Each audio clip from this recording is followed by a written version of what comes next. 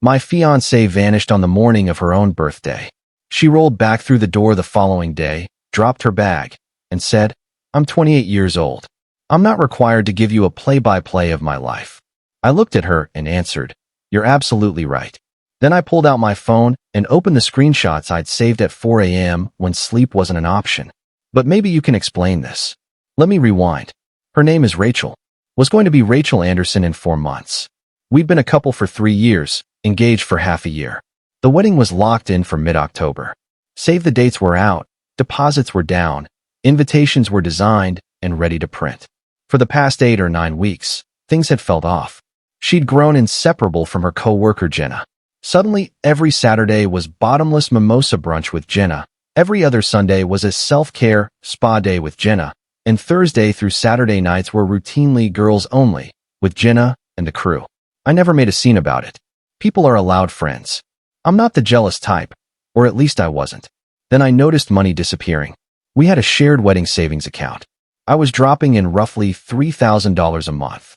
She was supposed to add what she could. I earned significantly more, so I carried the heavier load. No problem. The plan was to keep around $35, $40K in there for the whole event. A couple of months ago, we were comfortably on track. Then one random Tuesday I logged in and saw the balance had plummeted. We should have had low 20s. We had 11 grand.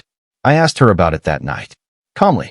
She rattled off a list. Final dress fitting, veil, shoes, hair and makeup trials, bridesmaid proposal boxes, blah blah. I said, "Cool, that adds up to maybe 3 grand, not 11. Can I see receipts?" She told me she had everything in a Google sheet and would forward it this weekend. Weekend came. Nothing. I reminded her Monday. She sighed and said she'd been busy. I asked again Wednesday. She snapped, "Why are you treating me like a criminal? Don't you trust me?" That was the first real alarm bell. But I decided to let it breathe until after her birthday, then have a proper sit-down. That sit-down never happened. Her birthday was May 15th. She was turning 28. I'd booked her favorite Italian spot downtown for 7 p.m., bought the necklace she'd been dropping hints about for months. $800, not insane. Arranged roses to her office, the whole thing. She was glued to her phone all day, giggling at texts. I asked who was blowing her up.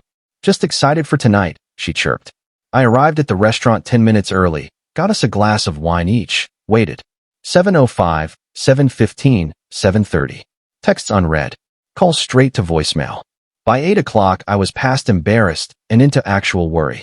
I called her sister, nope. Called her mom, nothing. Called Jenna. Jenna picked up sounding like she was in a club. "Oh my God, relax, she's with us. She's fine, she'll call you later, bye." Click. Us. It's her birthday dinner with me. I paid the bill for 2 untouched glasses of wine and drove home. Her car was in the drive, but half her makeup drawers were empty. Her overnight tote was missing, and the cocktail dress she'd bought the week before was gone too. This wasn't a spontaneous decision. She had planned to ghost me on her own birthday. I sent one last text. "Just let me know you're safe." Nothing. Jenna had already blocked me. I sat up all night cycling between panic and fury. At 8:37 the next morning, an Uber dropped her off. She walked in looking fresh as ever. Blowout still perfect. Makeup flawless. Same dress from the night before, somehow wrinkle-free. "Morning," she said casually, like she'd just gone for coffee. "Where the hell were you?" "Out with friends. On your birthday. The night we had plans. You disappeared for 20 hours, and that's all I get." She rolled her eyes. "It was my birthday. I wanted to do something fun." I nodded slowly. "Totally fair. You're an adult. But take a look at this." I opened the screenshots. First photo. Champagne Tower. Caption, "Birthday behavior." Second. Group selfie in a marble lobby that screamed money. Third. A video of her dancing with a guy whose hand was low on her waist while she laughed and touched his chest like they'd known each other for years. Location tag. Grandview Resort and Spa, 2 hours away. She went pale. Jenna wasn't supposed to post that. I told her to take it down. Too late. Half your contacts saw it before she deleted it. Including me.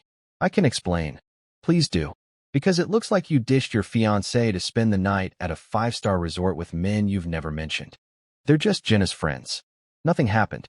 Rich friends who pay for hotel suites and bottle service. Silence. "Let me guess," I continued. "They covered the whole trip. Sometimes they like to treat us. I pulled up the joint account again and scrolled through recent charges on her personal card that I could still see because it was linked to mine.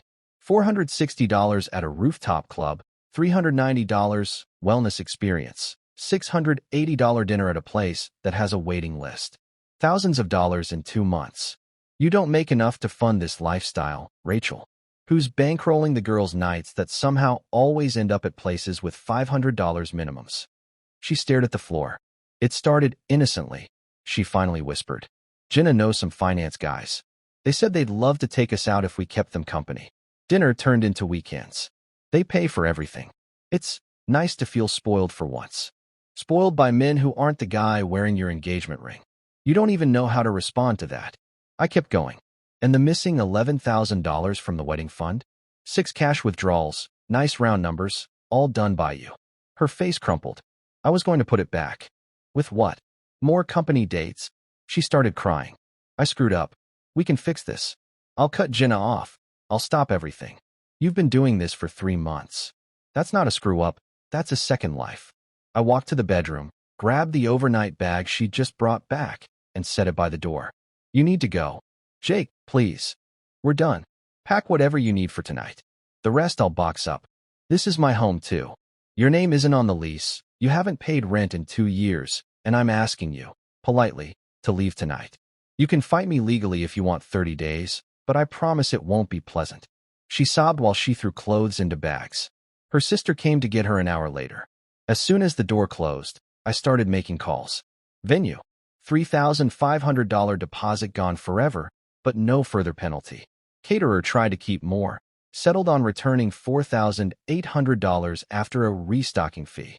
Photographer kept $500, refunded $2,500. DJ gave every penny back. Florist kept $400 for flowers already ordered, sent $800. Cake deposit untouched, full refund.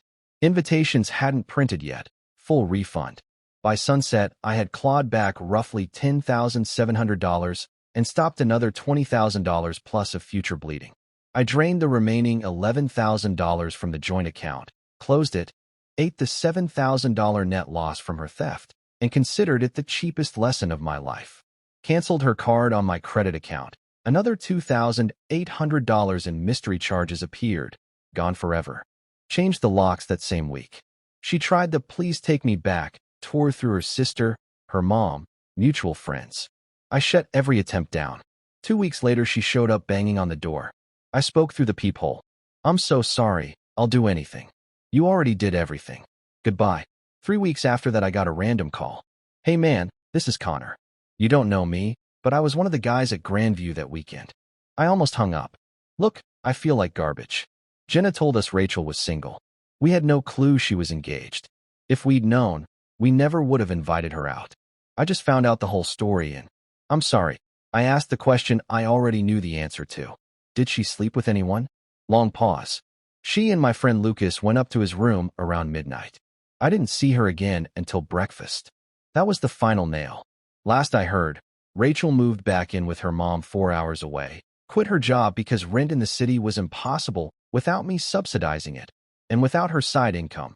Jenna dropped her like a bad habit once the guys wanted nothing to do with the drama, and she was apparently trying to rekindle things with an ex from college. I kept the apartment, sold the ring, got 60% back, and took the cash to Japan for 3 weeks. About a year later, I started dating Elena. She's a 3rd grade teacher, pays her own rent, texts back, and has never once disappeared to a resort with random finance bros. When I told her the whole saga early on, she winced and said, "So, trust issues?" I smiled. "No, just excellent pattern recognition." She laughed and said, "Fair." Rachel traded loyalty for bottle service, honesty for Instagram stories, and a future for fleeting attention. She lost her fiancé, her friends, her lifestyle, and her self-respect in one swing. I lost a lying cheat and about 10 grand. Best trade I ever made.